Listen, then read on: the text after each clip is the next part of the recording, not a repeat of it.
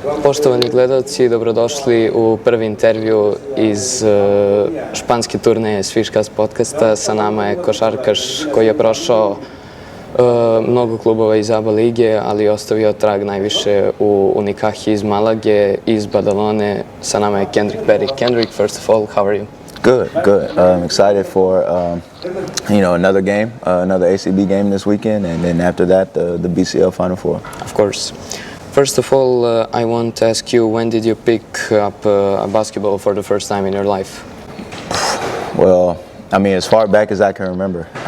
I know my growing up, my parents, they took my brother and I to the local family center growing up, and we tried every sport. Basketball, baseball, American football, European football.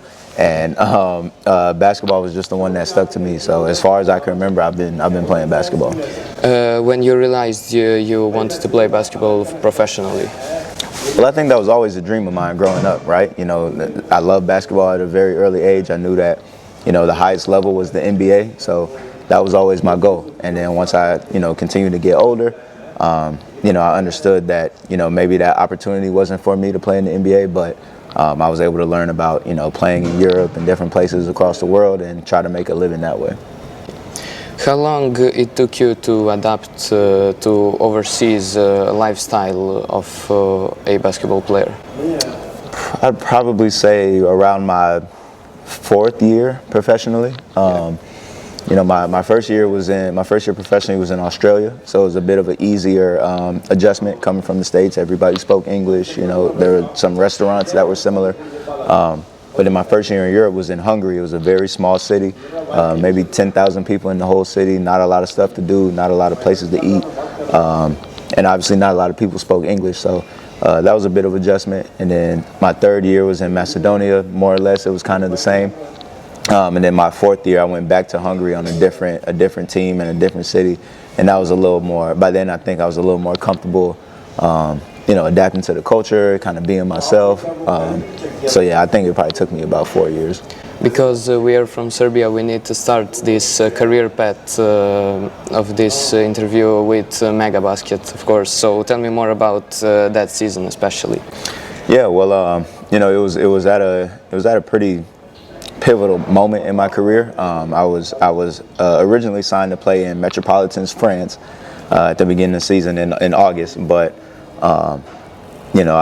one thing led to another. I had a surgery in the previous summer on my knee, and they were a bit unsure about the me being able to perform, which is understandable. It's part of the business, but. Long story short, my coach actually from Macedonia ended up, contacting me and saying, there's this team, Mega Basket, it's in Serbia, who's led by, obviously we all know Miško Raznadović. And for me, it was just the opportunity to try to showcase that I'm healthy, that I can still play and everything. So that was in December of that year, and then from there I just kind of took it. As an opportunity to show people that I can still play, that I'm healthy, and it kind of just took off from there. Did you enjoy the Belgrade back in that day? Oh yeah, it was great. It was great. A really good friend of mine that I've known for a long time, Corey Walden, was playing with Partizan at the time. So I remember when I first got to Belgrade, he was one of the first people that kind of reached out to me and let me know he was here, and from then on, it seemed like I was hanging out with him and those guys almost every day. Just because. Now I was kind of new to the whole Balkan culture, the Serbian culture more specifically. So, just being with him and those guys are some of the memories that I remember most from my time in Mega. You mentioned the Serbian basketball culture, and your coach was Dan Milovic, of course, one basketball legend. So tell me more about him. How did he influence your game? Well, first, when we talk about Serbian basketball culture, I guess I didn't realize how big it was. When you think of Europe in general, you think the main sport is soccer or football. But when I got to Serbia, it seemed like they have a passion about basketball that's very similar to what I grew up with in the States. So that was a pleasant surprise for me. And then talking about Deki, I could go on and on about how much he meant to me in that short time together. You know, we only spent a couple months because of COVID forced the season to shut down a little bit earlier than normal. But I mean, within those 3-4 months, he instilled a lot of confidence in me in terms of being a player. We had a lot of talks about, you know, his life and his journey, and you know, a lot of things outside of the court. So you know, when I think of you know, the memory of Deki and everything that he's done for me, he's for sure one of the top coaches that I've played for. After 2 years from Mega, you transferred to Panathinaikos, the big-time Euroleague team. So that was your first time playing in Euroleague. Do you have some welcome to Euroleague moment? Well, I mean, some fun story. I don't know. Yeah, I mean, it's, it's funny. I can talk about it now. I obviously didn't feel great in the time, but you know, my first game was it was against Monaco. It was at Monaco, so you know, I'm excited. I'm playing against Mike James, and you know, that was a matchup I was really looking forward to. And it wasn't necessarily a welcome to Euroleague moment per se guarding him, even though he's a hell of a player. But I just remember missing every shot that game. You know, like I wanted to kind of make myself known early on the Euroleague stage, and you know, it was just one of those nights where it seemed like everything that could go wrong went wrong. You know, I had open shots, missed. You know, I see an open pass, turnover. You know, and it was unfortunately from then it was all kind of my personal experience with Panathinaikos. It was all a bit, you know, downhill from there. But you know, again, it's something I can obviously look back at now and kind of laugh and kind of brush it off because I had still learned a lot that year. Would you love to play again in Euroleague if you had a chance? Maybe. I mean, you know, the thought really hasn't crossed my mind. You know, at this point in my life, you know, I'm very happy being in Unikahe, being in Malage. Who knows? Maybe we can do some special things here and get Malage back to the EuroLeague. Of course. You know, that would be the most ideal situation. But I mean, who's to say? Right now, I just know, like in this present moment, I really love Malage. I love, you know, what we've been able to do and accomplish here in Unikahe. So for now, that's kind of where my focus is. You played in Budućnost, and from those days you also played for Montenegro national team. So tell me more about that and how did that exactly happen? Yeah, well, the Budućnost opportunity came about because you know, obviously things weren't working out in Panathinaikos, and you know, I think, you know, they wanted to change, I wanted to change, and you know, Miško just kind of came to me with 2 opportunities. I remember it was a team, San Pablo Burgos, who's in the Spanish league, who was they were trying to avoid relegation, and Budućnost. And I remember at the time Budućnost was still playing Euro Cup. I was familiar playing against a lot of guys, Justin Cobbs, Peter Popovich, you know, all the guys that I played against when I was at Mega, at Cedevita. So there was a sense of familiarity there. So for me, it made more sense to go to Budućnost. You know, that year they had Justin Cobbs, they had DJ Sealy, Willie Reed, and you know, Willie also someone who I've known for a very long time. So for me, it was a bit of a no-brainer. And then how the passport came about was Justin's time had ended up was coming to an end with the national team. They were looking for, I guess, another player to kind of take over that role. So, you know, Miško mentioned it to me, and for me, again, it was kind of a no-brainer. You know, I understood what that meant in terms of being a naturalized player, for better and for worse. You know, I know a lot of people have, you know, their own opinions about it, but for me, it was just, you know, it was a humbling experience that, you know, Montenegro even thought of me to, you know, take over that position. So I just wanted to try to do my best to represent, you know, the country that had given me such an opportunity. In national team of Montenegro, you played with a lot of good players, including big guy Nikola Vučević. So tell me more about him and how did he do for you on the court? Nah, Vuč is a great dude. I mean, you know, I think some of our first conversations when we you know, met each other, me being from Orlando, him playing with the Orlando Magic for a very long time, there was a bit of a common factor there. So, you know, I remember a lot of our talks early on just talking about different restaurants in the city, how he liked it, you know, versus how I liked it growing up and things of that nature. I think it led to some good chemistry with us on the court. You know, obviously, it wasn't just him and myself that, did a lot for the Montenegro team. Obviously, you have guys like Nemanja Radovic, obviously Big Doobie, Vlado Mihailovic. We had a really good core group of experienced guys. So, I think, it was a fun time playing together. I think we accomplished a lot. Now in Malaga you had great achievements, including winning multiple Spanish Cup championships and BCL championships, but I want to ask you about FIBA BCL Final Four in Belgrade. So I was there, of course, because I'm from Serbia, and you lifted the MVP trophy and you won the whole thing in the city where you played, and how does that feel, that full circle moment? Yeah, I think. I mean, it's like you said, it was a full circle moment, right? I credit a lot of my success and what I was able to do in my career on that year in Belgrade and in Mega, because there were times during that year where maybe I wasn't so confident that I'd be able to get back to the player that I knew I could be, So for me to, lift the, obviously the BCL trophy, but the Finals MVP trophy as well. One of my first thoughts was just I felt like Deki's presence being there, and just kind of hoping that he would be proud of everything that I've gone through and everything that's gotten me to that moment.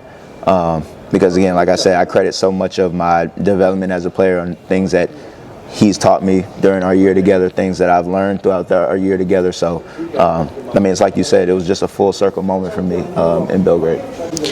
Besides you from that team, we need to talk about players who are now playing in Belgrade for Partizan Red Star, Dylan Stakowski and Tyson Carter. So tell me more about those guys. Yeah, first of all, these are guys that I spent a lot of time with. Of course, we played together the last 3 years. And yeah, we shared a lot of good memories on the court, but just as many memories on the court, we share a lot of good memories off the court as well. I've gotten very close with both of their families, respectively, over our years together. So, those guys are like brothers to me. So when they got their opportunities to play Euroleague, for me it was a no-brainer.